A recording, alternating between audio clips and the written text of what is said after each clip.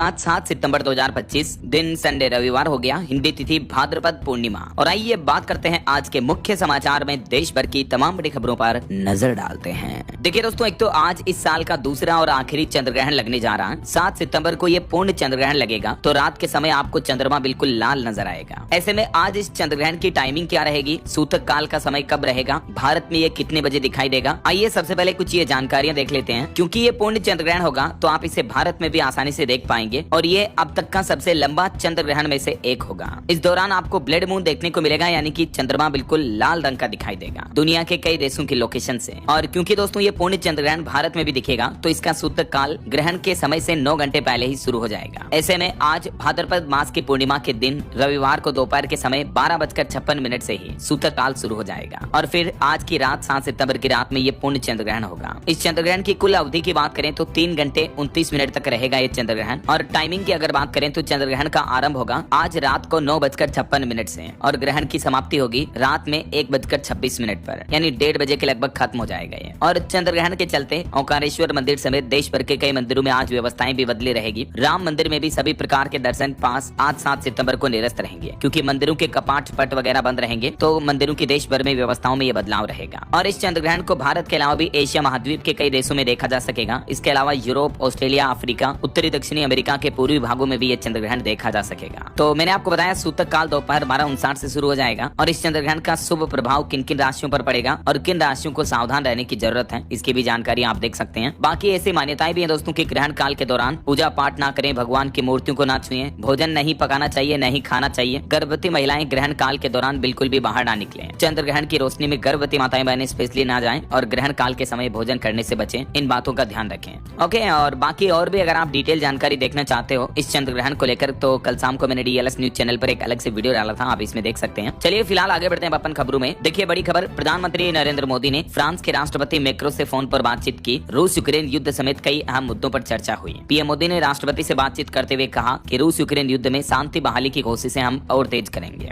और इस बीच खबर है, मॉरिशस के प्रधानमंत्री राम गुलाम भी 9 तारीख से 16 तारीख तक भारत की राजकीय यात्रा पर रहेंगे। 7 दिन का उनका भारत दौरा होने जा रहा है। चलिए अगली बड़ी खबर देखिए, अमेरिकी राष्ट्रपति डोनाल्ड ट्रंप के तेवर अब नरम पड़े, क्योंकि पीएम मोदी पर जो उन्होंने बयान दिया उससे सब हैरान हो गए। आखिरकार भारत पर भारी भरकम टैरिफ लगाने के बाद अब ट्रंप बोले कि पीएम मोदी मेरे हमेशा दोस्त रहेंगे। भारत अमेरिका रिश्तों पर ट्रंप ने अपने सुर बदले। रिश्तों में दरार को लेकर भी उन्होंने बातचीत कही। ट्रंप बोले कि भारत के साथ में रिश्ते रीसेट करने को तैयार हूँ। उन्होंने कहा कि हमेशा मोदी का दोस्त रहूंगा। तो ट्रंप के इस बयान पर पीएम मोदी ने भी जवाब देते हुए कहा कि उनके विचारों की सराहना करता हूँ। आखिर देर आए दुरुस्त आए, ट्रंप को अब समझ में तो आ गई। देखिए अमेरिकी राष्ट्रपति डोनाल्ड ट्रंप बोले कि मोदी एक अच्छे प्रधानमंत्री हैं, लेकिन मुझे इस समय उनके कुछ काम पसंद नहीं आ रहे हैं। फिर भी भारत और अमेरिका का रिश्ता बहुत खास है, चिंता की कोई बात नहीं, हम अच्छे दोस्त हैं। ट्रंप के इन बयानों के बाद महाराष्ट्र के मुख्यमंत्री भी बोले कि ट्रंप कहे या ना कहे, पीएम मोदी एक महान नेता है। फडणवीस ने कहा कि भारत अब किसी के दबाव में नहीं आता है। एक्चुअली क्या कि अमेरिकी टैरिफ के बाद भारत के चाइना और रूस से रिश्ते और मजबूत हो रहे हैं, तो उसके बाद अब ट्रंप को चिंता हो रही है और ट्रंप भी अब वापस भारत के फेवर में आना चाह रहे हैं। तो भारत के साथ संबंधों को लेकर डोनाल्ड ट्रंप के इस बयान पर पीएम मोदी ने भी प्रतिक्रिया देते हुए कहा, उन्होंने ट्रंप का धन्यवाद दिया और कहा कि दोनों देशों का रिश्ता सकारात्मक, दूरदर्शी और रणनीतिक साझेदारी का प्रतीक है। अच्छा, और वह दोस्तों बीते दिन ट्रंप की मौत की अफवाह भी उड़ गई थी। ट्रंप ने कहा कि मैंने प्रेस कॉन्फ्रेंस नहीं की, इसलिए मौत की अफवाह उड़ी। जो बाइडेन को लेकर कभी ऐसा नहीं हुआ। सोशल मीडिया पर ट्रेंड करने लगा था ट्रंप इज डेड। उसके बाद उन्होंने ये बात कही।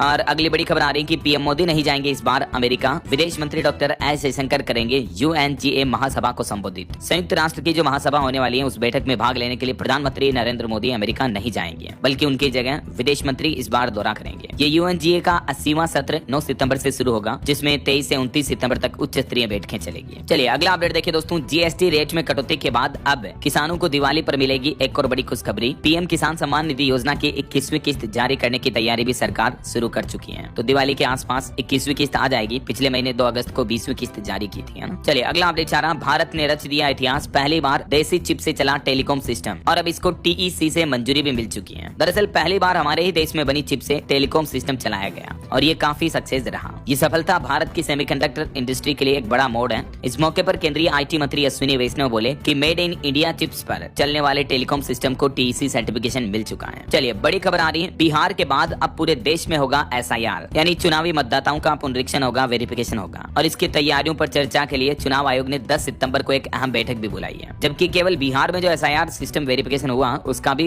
विपक्ष ने काफी विरोध किया, राइट। लेकिन अब तो चुनाव आयोग का यह कहना कि सभी राज्यों और केंद्र शासित प्रदेशों में देश भर में चुनावी मतदाताओं का पुनरीक्षण SIR सिस्टम वापस किया जाएगा। ऐसा वहीं बिहार चुनाव को लेकर भी आदर्श आचार संहिता पर चुनाव आयोग की पैनी नजर है। विज्ञापन जारी करने से पहले लेनी होगी MCMC की अनुमति भी। आगामी बिहार विधानसभा चुनाव को देखते हुए चुनाव आयोग ने राज्य और जिला स्तर पर media certification and monitoring committee MCMC का गठन किया है। वहीं इधर बिहार चुनाव को लेकर विपक्ष का भी प्लान है। 15 सितंबर तक इंडिया गठबंधन की सीट शेयरिंग फाइनल होगी। बैठक के बाद मुकेश सैनी ने बयान दिया। राजेश राम बोले कि पशुपति और JMM भी इस बार गठबंधन का हिस्सा होंगे। चलिए अगला अपडेट देखिए। GST सुधारों से किसानों की लागत घटेगी और उत्पादन बढ़ेगा। केंद्रीय कृषि मंत्री शिवराज सिंह चौहान ने ये भी दावा किया। और वहीं GST रिफॉर्म्स को लेकर केंद्रीय मंत्री अश्विनी वैष्णव भी बोले कि इससे आयकर में राहत मिलेगी और GST सुधारों से देश की अर्थव्यवस्था यानी इकोनॉमी को भी गति मिलेगी। चलिए अगली बड़ी खबर देखिए। आज नई दिल्ली में जुटेंगे भाजपा सांसद। प्रधानमंत्री नरेंद्र मोदी को GST सुधारों के लिए सम्मानित किया जाएगा। चलिए अगला अपडेट देखिए। उत्तर प्रदेश के आगरा में 500 से ज्यादा छात्रों के साथ ठगी का एक मामला सामने आ रहा। अन अकेडमी सेंटर संचालक 7 करोड़ की फीस लेकर फरार हो गया। आगरा में भगवान टॉकी स्थित अन अकेडमी सेंटर के संचालक छात्रों के साथ ये फ्रॉड किए हैं, जो कि एक काफी नामी कोचिंग इंस्टीट्यूट है, नीट JEE वगैरह के तैयारियां करवाता है। तो अब इस मामले पर भी शिकायत दर्ज हुई और जांच शुरू की गई। और वहीं उत्तर प्रदेश में मुख्यमंत्री योगी आदित्यनाथ ने भी एक बड़ा आदेश जारी किया। हर 3 महीने में बस चालकों की फिटनेस जांच करवाना अनिवार्य होगा। दरअसल यूपी में सड़क सुरक्षा को लेकर CM योगी ने यह बड़ा फैसला लिया है। सड़क सुरक्षा को प्राथमिकता दी जाएगी और जितने भी बस चालक हैं हर 3 महीने में उनकी मेडिकल जांच करवाना अनिवार्य होगा। लापरवाही से ड्राइविंग पर रोक लगाने और सड़क सुरक्षा जागरूकता अभियान चलाने पर मुख्यमंत्री योगी आदित्यनाथ ने जोर दिया है और इसी के तहत उत्तर प्रदेश में यह नया नियम भी लागू हो चुका है। CM ने कहा कि बेहतर परिवहन से रोजगार के अवसर भी बढ़ेंगे। और CM ने सड़क हादसों के भी आंकड़े जारी करते हुए कहा कि हर साल सड़क हादसों में कोरोना संक्रमण से भी ज्यादा जाने जाती है। यही वजह है कि उत्तर प्रदेश में सड़क सुरक्षा को लेकर यह नया अभियान शुरू किया गया है ना। और वहीं यूपी की योगी सरकार का एक और बड़ा कदम देखिए। उत्तर प्रदेश में घर बैठे मिलेगी परिवहन विभाग की 45 फेसलेस सेवाएं और बस टिकट बुकिंग की सुविधा भी मिलेगी। यूपी की योगी सरकार ने प्रदेश की जनता को ये बड़ी सौगात दी है। 14,000 बसों की टिकट बुकिंग अब घर बैठे ही CSC केंद्रों से भी संभव हो पाएगी। इसके अलावा भी ये कुछ प्रमुख सुविधाओं का फायदा अब यूपी वासी घर बैठे ही ले पाएंगे अपने मोबाइल फोन से भी। और एक प्लान ये है, उत्तर प्रदेश में लखनऊ, अयोध्या, प्रयागराज समेत यूपी के 6 शहरों में बस अड्डों का भी होगा काया पलट। योगी सरकार ने बस अड्डों के पुनर्निर्माण के लिए 2700 करोड़ का कॉन्ट्रैक्ट दिया है ओमेक्स ग्रुप कंपनी को। चलिए अगला अपडेट देखिए। छत्तीसगढ़ में राष्ट्रीय स्वास्थ्य मिशन के 14,000 संविदा कर्मियों ने नियमितीकरण यानी परमानेंट करने की मांग को लेकर इस्तीफा दिया।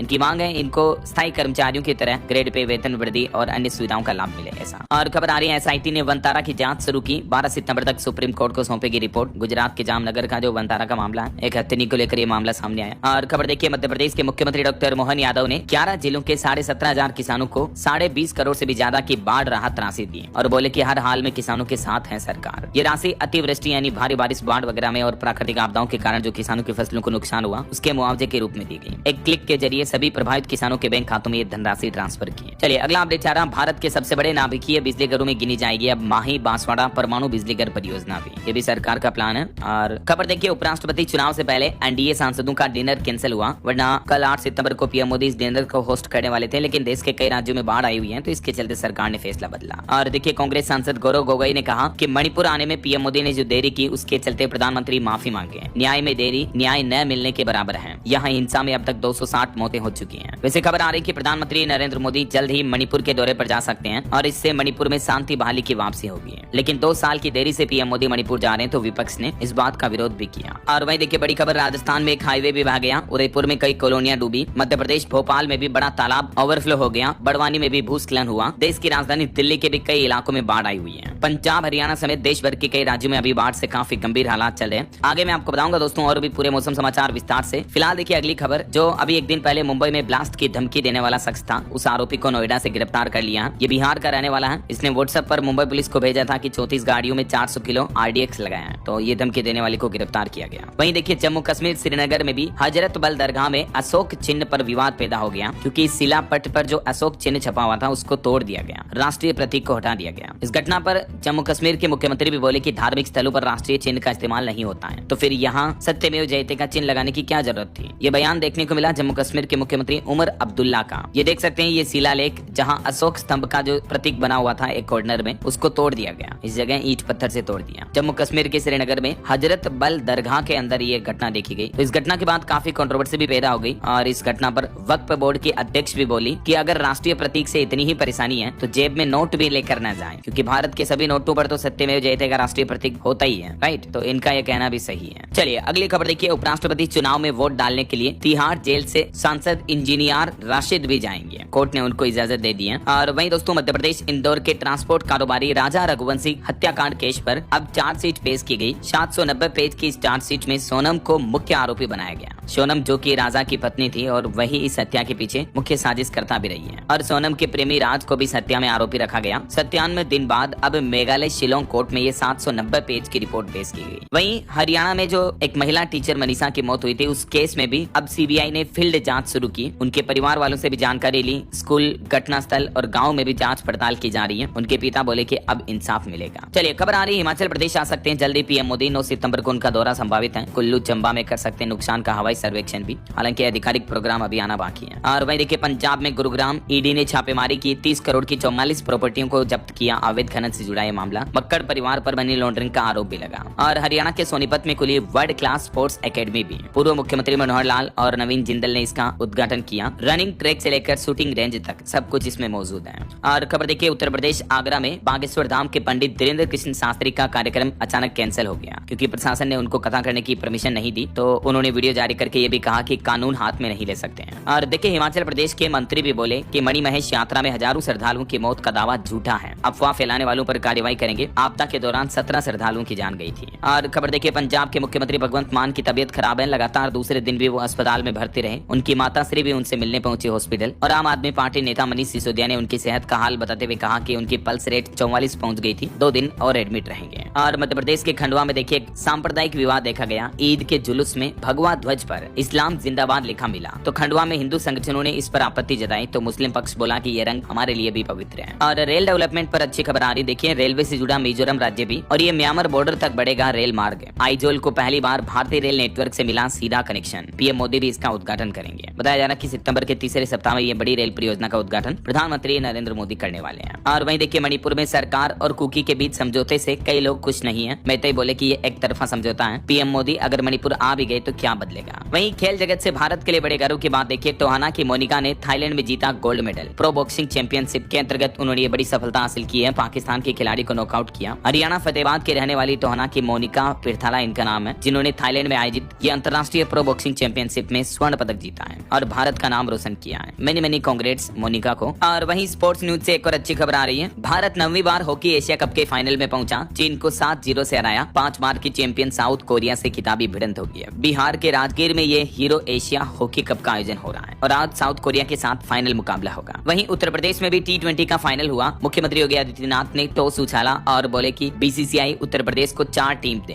काशी रुद्रास 8 विकेट से जीती। और खबर देखिए, एआई से रोबोटिक सर्जरी में मिल रहे सटीक रिजल्ट। उत्तर प्रदेश के डिप्टी सीएम ने हेल्थ सिटी में भी रोबोटिक नी रिप्लेसमेंट सर्जरी का उद्घाटन किया। वहीं खबर आ रही है 28 सितंबर को बीसीसीआई बोर्ड के इलेक्शन होंगे। एनुअल मीटिंग में आईपीएल गवर्निंग काउंसिलिंग पर भी बातचीत होगी और इसी दिन एशिया कप फाइनल भी है। तो 28 सितंबर को बीसीसीआई की वार्षिक आम बैठक में अध्यक्ष समेत सभी पदों के लिए चुनाव होने हैं। और वहीं देखिए, दिल्ली की मुख्यमंत्री रेखा गुप्ता ने भी पंजाब राज्य के लिए बड़ी घोषणा की, करोड़ों रुपयों का दान देने का ऐलान किया। जो पंजाब में अभी भीषण बाढ़ आई हुई है, इस बीच दिल्ली सीएम ने 5 करोड़ रुपए की मदद देने की घोषणा की है। और देखिए, बाढ़ में फंसे पंजाबियों की उम्मीद बनी भारतीय सेना, युद्ध स्तर पर राहत और बचाव कार्य जारी है। चलिए बाढ़ वगैरह की बातें हो रही है दोस्तों, तो आज के पूरे मौसम समाचार भी विस्तार से देख लेते हैं फटाफट से। और हाँ, एक छोटी सी रिक्वेस्ट आपसे ये है कि अगर आप DLS न्यूज चैनल से अभी तक भी जुड़े नहीं हो तो जुड़ जाइए दोस्तों, चैनल को सब्सक्राइब करके बेल आइकन जरूर दबा दीजिएगा और इस वीडियो पर एक लाइक और शेयर भी कर देना, ताकि आपको रोजाना की ताजा खबरें, महत्वपूर्ण मुख्य समाचार, काम के न्यूज अपडेट सबसे पहले आपके मोबाइल पर मिलते रहेंगे। चलिए बिना टाइम वेस्ट किए सीधा आगे बढ़ते हैं, आज के मौसम का हाल जान लेते हैं। देखिए, देश भर के 22 नदी निगरानी केंद्रों ने गंभीर बाढ़ की स्थिति दर्ज की। पंजाब आपदा पर रिपोर्ट पीएम मोदी को सौंपेगा अब कृषि मंत्रालय। वैसे तो बाढ़ और अति वर्षा की वजह से देश के कई राज्यों में त्राहिमाम मचा हुआ। अभी पंजाब के 2000 से ज्यादा गाँव डूबे। आपदा प्रभावित राज्यों का दौरा भी करेंगे प्रधानमंत्री नरेंद्र मोदी जल्द ही। रिपोर्ट्स के मुताबिक पीएम मोदी की 9 सितंबर को पंजाब दौरे पर आने की संभावना है। बाढ़ प्रभावित क्षेत्रों का दौरा करेंगे इस दरमियान वो। पंजाब में देखिए, भारी बाढ़ से अब तक मरने वालों का आंकड़ा भी बढ़कर 46 से ऊपर पहुंच चुका है और 2.25 लाख हेक्टेयर से भी ज्यादा किसानों की फसलें बर्बाद हो चुकी हैं। पंजाब लुधियाना में भी देखिए 60 घंटे से बाढ़ रोकने की जंग चल रही है। प्रशासन ने ग्राउंड सपोर्ट दिया, सेना की परफेक्ट प्लानिंग देखने को मिल रही है। लोकल लोगों का भी हाई जोश, खतरा फिर भी बरकरार है। कुछ और राज्यों के मौसम की स्थितियां देखिए, राजस्थान में भी भारी बारिश का अलर्ट। अगले 48 घंटों में बाढ़ और जल भराव का खतरा और बढ़ेगा। इसके चलते राजस्थान के कई जिलों में स्कूल भी बंद हैं। देखिए, बीते दिन भी राजस्थान में कुछ जिलों में हाईवे बह गया। उदयपुर में कॉलोनियां डूबी। जयपुर जयपुर में भी तेज बारिश हुई, अजमेर में स्कूलों की छुट्टी रही। जयपुर में एक 4 मंजिला मकान भी गिर गया जिसमें अंदर 19 लोग थे। एक पिता और बेटे की मौत हो गई, 5 लोग घायल हो गए। किराए पर थे ये, तो मकान मालिक मृतकों के परिजनों को 6 लाख का मुआवजा भी देने की बात कही है। इस बीच दोस्तों ये मानसून के मानचित्र मैप में देखिए, आज और कल भी राजस्थान के कई जिलों में भारी बारिश का ऑरेंज और येलो अलर्ट जारी किया है मौसम विभाग ने। चलिए राजस्थान के बाद अब देखिए उत्तर प्रदेश की स्थितियां। शाहजहांपुर में दिल्ली लखनऊ हाईवे भी डूब गया। मथुरा में यमुना नदी की बाढ़ का पानी शहर तक पहुंच चुका है। आज भी यूपी के 21 जिलों में भारी बारिश का अलर्ट है। वहीं छत्तीसगढ़ के मानसून का भी लाइव अपडेट देखिए। सरगुजा, कोंडागांव समेत छत्तीसगढ़ के 12 जिलों में भारी बारिश का येलो अलर्ट है। बाकी जगहों पर मौसम सामान्य रहेगा। बलरामपुर बांध हादसे में 2 लोग अभी भी लापता हैं। कोरबा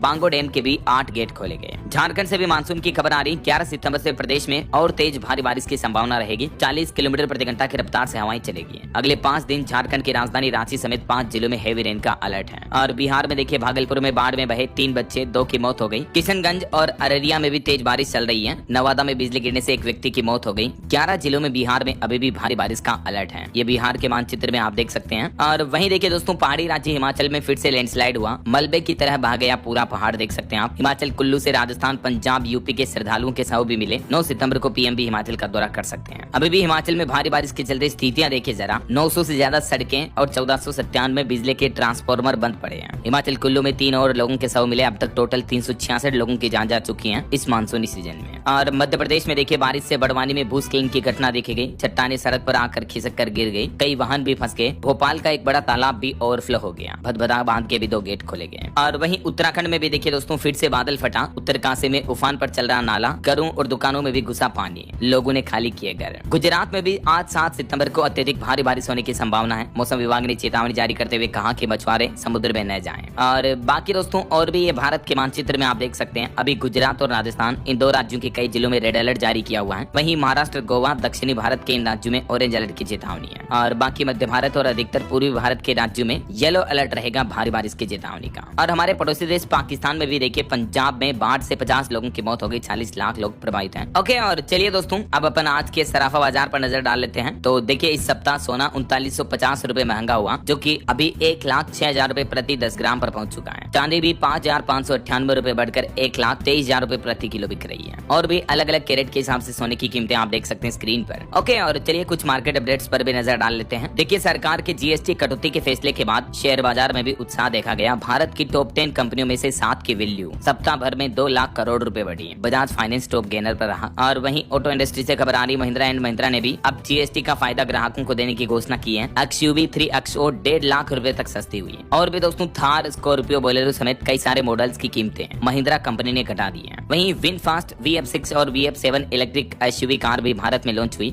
शुरुआती कीमत 16.5 लाख रहेगी। कंपनी ने दावा किया कि 510 किलोमीटर तक की इसकी रेंज मिलेगी। और वहीं अनिल अंबानी बैंक ऑफ बड़ौदा से भी अब फ्रॉड घोषित हुए। SBI और बैंक ऑफ इंडिया ने पहले ही फ्रॉड घोषित कर चुके हैं। चलिए मार्केट अपडेट्स के बाद आगे बढ़ते हैं अपन खबरों में। देखिए, नक्सलवाद पर खबर आ रही कि छत्तीसगढ़ में नक्सलियों का होगा अंत। 30 नए बेस बनाएगी CRPF। अंदर तक घुसकर मार गिराएगी अब नक्सलियों को। वैसे केंद्र सरकार का भी लक्ष्य है साल 2026 मार्च तक देश से नक्सलवाद को जड़ से खत्म करना। और इस बीच अब छत्तीसगढ़ में चलेगा मरो या आत्मसमर्पण करो अभियान। छत्तीसगढ़ में 1,500 से भी ज्यादा नक्सलियों से मुक्ति के लिए ये अभियान चलाने जा रहा प्रशासन। चलिए खबर देखिए, राज्य सरकार एवं पंजाब नेशनल बैंक के मध्य एक MOU साइन हुआ है। साझेदारी से प्रदेश के विकास एवं जन कल्याण के नए आयाम स्थापित होंगे। राजस्थान के मुख्यमंत्री भजनलाल शर्मा की तरफ से ये जानकारी दी गई। और कुछ दुर्घटनाओं की खबरें देखिए दोस्तों। गुजरात के पावागढ़ मंदिर में एक बड़ा दर्दनाक हादसा हो गया, जिसमें 6 श्रद्धालुओं की मौत हो गई। दरअसल यहाँ एक गुड्स रोपवे टूट गया। जो रोपवे होता ना लटक कर जाने वाला, तो वो ही टूट गया। मरने वालों में लिफ्ट ऑपरेटर और एक मजदूर भी शामिल है। कई और लोग घायल भी हो गए। वहीं एक सड़क दुर्घटना भी हो गई। दिल्ली मुंबई एक्सप्रेसवे पर बड़ा हादसा हुआ। श्रद्धालुओं को ट्रक ने रौंदा। 5 लोगों की मौके पर मौत हो गई। राजस्थान के सवाई माधोपुर में यह हादसा हुआ। चलिए अगली खबर देखिए, भारत नेपाल के बीच लीपू लेक विवाद में नहीं पड़ेगा चाइना। नेपाली PM ओली ने मुद्दा उठाया, लेकिन चाइनीज राष्ट्रपति शी जिनपिंग बोले कि ये आपका आपसी मामला है, मिलकर सुलझाएं। और वहीं दोस्तों, बीते दिन आपको पता होगा गणपति विसर्जन का पर्व था। देश भर में भक्तों ने गणपति बप्पा मौर्या को बड़े ही भक्तिभाव और हर्षोल्लास के साथ विदा किया। ये देखिए कुछ तस्वीरें। छत्तीसगढ़ में गणेश विसर्जन के मौके पर रायपुर की कई सड़कें भी ब्लॉक हो गई। देशभक्ति की थीम पर बप्पा की विदाई हुई। तेलंगाना में 69 फीट ऊंची गणेश प्रतिमा का विसर्जन किया गया। मुंबई में लगभग 1,80,000 मूर्तियां विसर्जित की गई। चलिए आगे बढ़ते हैं खबरों में। देखिए आप, एक वैज्ञानिकों की रिसर्च सामने आ रही है कि खर्च के बोझ में दबे 42% ट्रोमा मरीज बीच में छोड़ देते हैं इलाज। और इनमें सबसे ज्यादा ब्रेन स्पाइन इंजरी के मरीज होते हैं। मतलब देखिए, महंगे इलाज की वजह से इतनी गंभीर बीमारियों का इलाज नहीं करवा पाते हैं लगभग 42% मरीज आज आधे मरीज। और मौतों की संख्या पर भी एक रिपोर्ट सामने आ रही है कि देश में होने वाली 1/3 मौतें दिल की बीमारियों की वजह से होती है, यानी हार्ट अटैक वगैरह इसकी वजह से। और 15 से 29 साल की आयु वर्ग के लोगों में, युवाओं में मतलब, खुद की जान लेने की समस्या भी आम वजह है। 2021 से लेकर 23 तक की ये रिपोर्ट सामने आ रही है। SRS की तरफ से ये लेटेस्ट रिपोर्ट जारी की गई। और वहीं देखिए दोस्तों, CISF के इतिहास में सबसे बड़ी खेल भर्ती हुई है। 332 खिलाड़ियों का चयन हुआ। अब राष्ट्रमंडल खेलों और ओलंपिक पर रहेगी नजर। और देखिए, देश के आर्मी चीफ बोले कि देश की सुरक्षा सिर्फ सैनिकों का काम नहीं है, बल्कि ये हम सभी की जिम्मेदारी है। Army chief general Upendra Dwivedi ने देशवासियों को ये बात समझाई।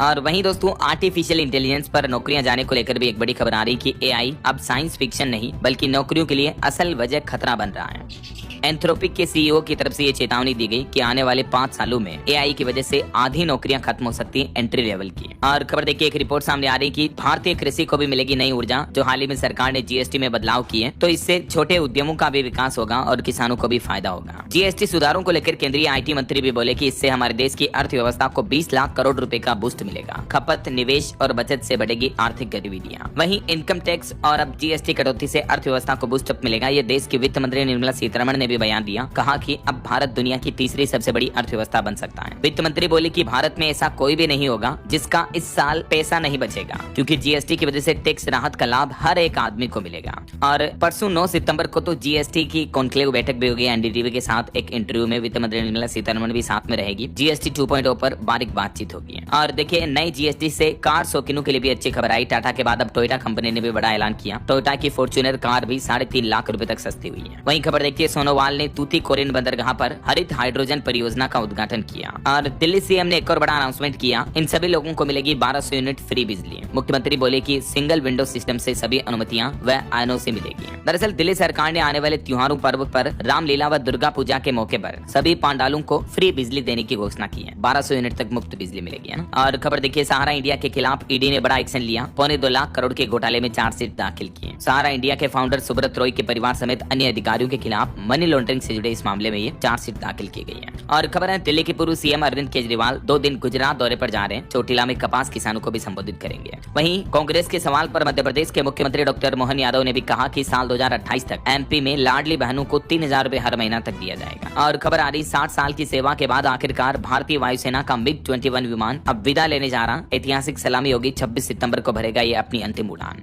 वहीं रेलवे का प्लान है, जम्मू के लिए 2 लोकल पैसेंजर ट्रेनें चलाएगा। 8 सितंबर से 5 दिनों के लिए विशेष ट्रेनें चलाई जाएगी। और टीवी एक्टर आशीष कपूर को दिल्ली स्थित 30 हजारी कोर्ट ने 14 दिन की न्यायिक हिरासत में भेजा, एक महिला के साथ यौन शोषण के आरोप मामले में। वहीं अखिलेश यादव ने कहा कि भारत अमेरिका के साथ संबंध खराब न करे, चीन हमारा दुश्मन है। और उत्तराखंड में 4 धाम यात्रा का पंजीकरण और संचालन अब फिर से शुरू हुआ, वरना लगातार भारी बारिश की वजह से 1 से 5 सितंबर तक यात्रा को रोक दिया गया था। अमेरिकी राष्ट्रपति डोनाल्ड ट्रंप ने एक बार फिर से बयान में कहा कि हमने 7 महीनों में 7 युद्ध रोके दुनिया में। हालांकि बाद में उन्होंने भारत के साथ भी अच्छे संबंधों को लेकर बयान दिया। कहा कि PM मोदी के साथ मेरे बहुत अच्छे संबंध हैं। और राष्ट्रपति ट्रंप ने अमेरिका के रक्षा विभाग का नाम भी बदलकर युद्ध विभाग कर दिया है, द वॉर डिपार्टमेंट। चलिए अगला अपडेट आ रहा है, सरकार के ITR विभाग की तरफ से चेतावनी जारी की गई। 15 सितंबर तक फाइल करें ITR, वरना फिर लेट फीस के तौर पर आपको 5000 रुपए तक का जुर्माना देना पड़ेगा। और वहीं देखिए, रक्षा मंत्रालय का प्लान, चीन की नहीं भारत की होगी अब हिंद महासागर पर धार। अगले 15 सालों का डिफेंस प्लान बनाया है भारतीय डिफेंस मिनिस्ट्री की तरफ से, जिसके तहत नौसेना परमाणु सक्षम विमान वाहक पोत और स्वदेशी लड़ाकू विमान से लेस होगी। ढेर सारे नए रक्षा हथियार खरीदे जाएंगे अगले 15 सालों में। भारत ने रक्षा खरीद का यह रोड मैप भी जारी किया। और भारतीय अंतरिक्ष एजेंसी ISRO का भी प्लान है, अगले 15 सालों में 100 से ज्यादा सैटेलाइट लॉन्च किए जाएंगे। और वहीं खबर आ रही दोस्तों, आने वाली दिवाली जैसे त्योहारों के मौके पर केंद्र सरकार देश के 1.25 करोड़ से भी ज्यादा कर्मचारियों और पेंशन भोगियों को तोहफा दे सकती है। मीडिया रिपोर्ट्स के मुताबिक सरकार इन कर्मचारियों के महंगाई भत्ते में 3% तक की बढ़ोतरी कर सकती है। तो जो अभी DA 55% है, वो बढ़कर 58% हो जाएगा। और ये बढ़ोतरी जुलाई 2025 से ही लागू होगी। फिलहाल मीडिया रिपोर्ट चल रही है, ऑफिशियल बयान सरकार की तरफ से नहीं आया है। अच्छा, बैंक लोन पर खबर आ रही दोस्तों, 109 साल पुराने इस प्राइवेट बैंक ने लोन पर ब्याज दरों में कटौती की है। दरअसल KVB यानी करूर वैश्य बैंक की तरफ से अपने ग्राहकों को यह राहत देने का ऐलान किया है। बैंक ने अपनी MCLR रेट में 0.10% की कटौती की है। 7 सितंबर आज से ये नई ब्याज दरें लागू होगी। और इन ब्याज दरों के बाद अब बैंक का नया MCLR क्या होगा, इसकी डिटेल भी आप देख सकते हैं। वैसे हाल ही में कुछ सरकारी बैंकों ने भी लोन सस्ता किया था, जैसे PNB, BOI वगैरह ने, है ना। चलिए खबर देखिए, बिहार को मिलेगा बड़ा तोहफा, पटना या सीतामढ़ी से चलेगी पहली वंदे भारत स्लीपर ट्रेन भी। रेलवे ये प्लान बनाना बिहार चुनाव से पहले। और वहीं दोस्तों, हाल ही में जो अफगानिस्तान में भूकंप आया था, उसमें देखिए तालिबानी फरमान बना महिलाओं के लिए आफत, क्योंकि तालिबान ने नियम बना रखा, पुरुष राहत कर्मी महिलाओं को नहीं छू सके। इसके चलते भूकंप जैसी प्राकृतिक आपदा में भी 36 घंटे तक मलबे में फंसी रही महिलाएं। आस पड़ोस के गाँव की महिलाओं ने उनको निकाला, वरना सुरक्षा कर्मी या बचाव कर्मी महिलाओं को छू भी नहीं सकते हैं। मतलब देखिए यार किस तरह का घटिया और फालतू के कानून बना रखे हैं अफगानिस्तान ने। और वहीं खबर देखिए, हाइड्रोजन की जगह बीड़ी बम छोड़कर बिहार को अपमानित किया। गिरिराज सिंह ने राहुल गांधी पर निशाना साधा, बोले कि अब तेजस्वी का बयान आएगा। और पीएम मोदी ने देश की राष्ट्रपति द्रौपदी मुर्मू से मुलाकात की। जापान चीन के दौरे से लौटकर राष्ट्रपति भवन पहुंचे प्रधानमंत्री। और वहीं देखिए, कनाडा सरकार का एक बड़ा कबूलनामा, देश में खालिस्तानी संगठनों को फंडिंग मिलने की बात मानी। कनाडा की एक सरकारी रिपोर्ट में खुलासा हुआ है। और आंध्र प्रदेश राज्य के एक गाँव में रहस्यमयी बीमारी फैल रही है। अब तक 20 लोगों की मौत हो गई। सरकार ने स्वास्थ्य आपातकाल भी लागू किया। आंध्र प्रदेश के मुख्यमंत्री एन चंद्रबाबू नायडू ने गुंटूर जिले के एक गांव में स्वास्थ्य आपातकाल की घोषणा की है, क्योंकि यहाँ एक रहस्यमय बीमारी की वजह से 20 लोगों की मौत हो गई। सरकार को डर है कि कहीं न कहीं कोई पेंडेमिक महामारी तो नहीं फैल गई ऐसा। हालांकि स्वास्थ्य विभाग ने गाँव का दौरा भी किया और अभी जाँच चल रही है। और वहीं एक और चौंकाने वाली रिपोर्ट देखिए दोस्तों, पूर्वोत्तर भारत में हर 5 में से एक पुरुष को कैंसर का खतरा है। भारत के वैज्ञानिकों की नई स्टडी में ये चौंकाने वाला खुलासा हुआ है कि पूर्वोत्तर भारत के राज्यों में कैंसर के मामले सबसे ज्यादा आ रहे हैं, ऐसा दिल्ली वगैरह में इसमें है ना। और देखिए, स्कॉलरशिप के लिए बायोमेट्रिक सत्यापन कराना अब अनिवार्य होगा, बिना वेरिफिकेशन के रह जाएंगे वंचित। यूपी सरकार की तरफ से ये बड़ा फैसला लिया गया, स्टूडेंट वगैरह के लिए आदेश जारी हुआ। और हरियाणा में भी देखिए, किसान भाई लोगों के लिए जरूरी खबर आ रही है। बारिश से हुए फसल नुकसान पर सरकार देगी मुआवजा, फटाफट करें अप्लाई। हरियाणा के मुख्यमंत्री नायब सिंह सैनी ने राज्य के सभी जिला उपायुक्तों को मुआवजा वितरण में तेजी लाने के निर्देश भी दिए हैं। और मेरी फसल मेरा ब्यौरा पोर्टल पर 15 सितंबर तक किसान भाई लोग अप्लाई कर पाएंगे। और वही खबर देखिए, हरियाणा में अब शस्त्र लाइसेंस अस्वीकृत होने पर बताना होगा कारण। गृह सचिव ने अधिकारियों को जारी किया आदेश भी है। और दिल्ली में देखिए, बाढ़ के साथ कई बीमारियां भी फैलने लगी। 10 में से 6 लोग त्वचा और आंख के संक्रमण से ग्रस्त हो रहे हैं। राजधानी में भारी बारिश और बाढ़ के बाद अब ये स्वास्थ्य समस्याएं भी लोगों में देखने को मिल रही है। अच्छा, यूपी के कुछ और अपडेट देखिए दोस्तों। उत्तर प्रदेश में अब बेसहारा कुत्तों के लिए खास व्यवस्था होगी। हर शहर में बनाए जाएंगे फीडिंग जोन भी। राजधानी लखनऊ समेत प्रदेश के कई जिलों में योगी सरकार की तरफ से ये निर्देश जारी किए गए हैं। और यूपी में KYC नहीं करवाने वाले लोगों को अब पोषक आहार से भी वंचित रहना पड़ेगा। राशन वगैरह के लाभ भी नहीं मिलेंगे। आंगनबाड़ी में भी सेवाओं का लाभ नहीं मिलेगा। तो जल्द से जल्द KYC करवा रहे हैं ना। और उत्तर प्रदेश के मुख्यमंत्री योगी आदित्यनाथ भी बोले कि हर तीसरे महीने होगी बस चालकों की फिटनेस जांच। मैंने आपको बताया था ना अपडेट। इसके अलावा यूपी में ट्रांसपोर्ट सेक्टर में सृजित होंगे 3 लाख रोजगार भी। अच्छा, यूपी के बाद बिहार के कुछ अपडेट देखिए दोस्तों। समस्तीपुर जिले के कल्याणपुर में 6 नई सड़कों का उद्घाटन किया। राज्य के सूचना मंत्री ने विकास कार्यों की शुरुआत की। 50 लाख की लागत से हुआ निर्माण। वहीं बिहार में अगले 5 साल में 1 करोड़ युवाओं को रोजगार और नौकरी देने का दावा किया। एक बार फिर से मुख्यमंत्री नीतीश कुमार ने भोजपुर को भी लगभग 750 करोड़ रुपए की परियोजनाओं की सौगात दी। मुख्यमंत्री बोले कि तेजस्वी ने 2 बार गड़बड़ किया। आरा की धरती से भी नीतीश कुमार ने ऐलान करते हुए कहा कि 1 करोड़ युवाओं को नौकरी मिलेगी। वहीं बिहार के 8 जिलों में बढ़ेगी विकास की रफ्तार। 675 करोड़ की सड़कों की परियोजनाओं को भी मंजूरी मिली है 8 जिलों में, है ना। किन किन जिलों के लिए नई सड़कों का निर्माण करवाया जाएगा, जिनके नाम और लिस्ट भी आप देख सकते हैं। इसके अलावा बिहार सरकार का एक और प्लान है, उच्च शिक्षा में ज्यादा दक्षता पर जोर दिया जाएगा, तभी बिहार बनेगा आत्मनिर्भर। दरअसल अब बिहार में हायर एजुकेशन में स्किल पर फोकस करेगी सरकार, और इसके लिए नीति सरकार कॉलेजों वगैरह यूनिवर्सिटी इंस्टीट्यूट को भी ये निर्देश जारी किए हैं। वहीं बिहार पूर्णिया सांसद ने जनता को समर्पित किए 4 मॉडर्न एम्बुलेंस भी। चलिए आगे बढ़ते हैं अपन खबरों में। देखिए आप, IAF ने जम्मू कश्मीर के उधमपुर में एयर ड्रॉप मिशन चलाया। हिमाचल में भी 540 लोगों को बचाया। वहीं DRDO ने भी उद्योग को प्रमुख रक्षा सामग्री तकनीक हस्तांतरित की।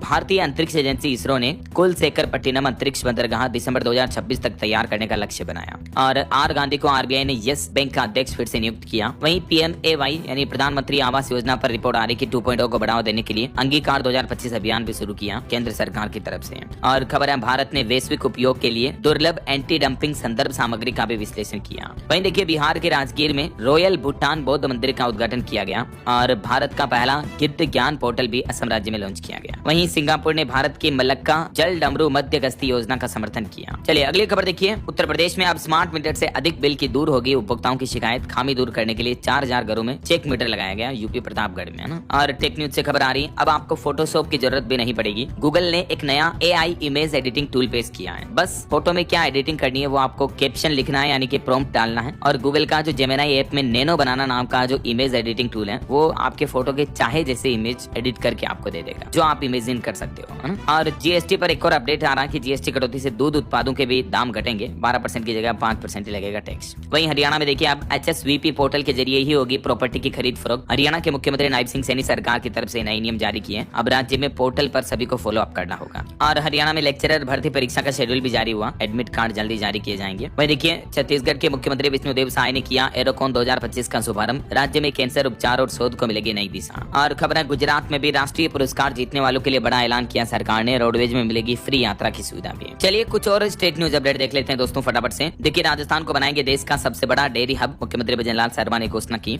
और राजस्थान में देखिए रील बनाते हुए दोस्तों के साथ एक दोस्त भी डूब गया, तो ऐसी भारी बारिश बाढ़ के हालातों में रिस्क ना ले युवा। वहीं एक और गर्व की बात है, राजस्थान बाड़मेर के किसान की बेटी चीन में एशिया कप खेलेगी। Indian under 18 rugby football team में वो सिलेक्ट हुई है। और मुख्यमंत्री भजनलाल बोले कि गौशालाओं में मनाए जन्मदिन और शादी की सालगिरह। उन्होंने कहा कि जब मैं मुख्यमंत्री बना तो सीएम आवास पर मेरे से पहले मेरी गाय पहुंची थी, फिर मेरा गृह प्रवेश हुआ। और राजस्थान के झुंझुनू में भी सभी विधानसभाओं में बनेंगे मॉडल सीएचसी। वहीं छत्तीसगढ़ रायपुर के सरकारी स्कूलों में बनेंगे विज्ञान क्लब। उत्तर प्रदेश में एक घटना हो गई, देखिए 20 लोगों से भरी नाव टूटकर शारदा नदी में पलट गई। कुछ लोगों को बचा लिया गया, हालांकि कुछ लोगों की जान भी चली गई। और यूपी में सीएम योगी आदित्यनाथ बोले कि मंत्री जी टाइम पर आ गई, ये बड़ी बात है, बसों की टाइमिंग भी ठीक कर ही देंगे। 400 रोडवेज बसों को भी हरी झंडी दिखाई सीएम योगी ने। और यूपी मेरठ में जो मुस्कान केस सामने आया था, उस पर खबर आ रही है कि मुस्कान के जेल में 172 दिन हो चुके हैं, लेकिन अभी तक उससे कोई मिलने नहीं आया।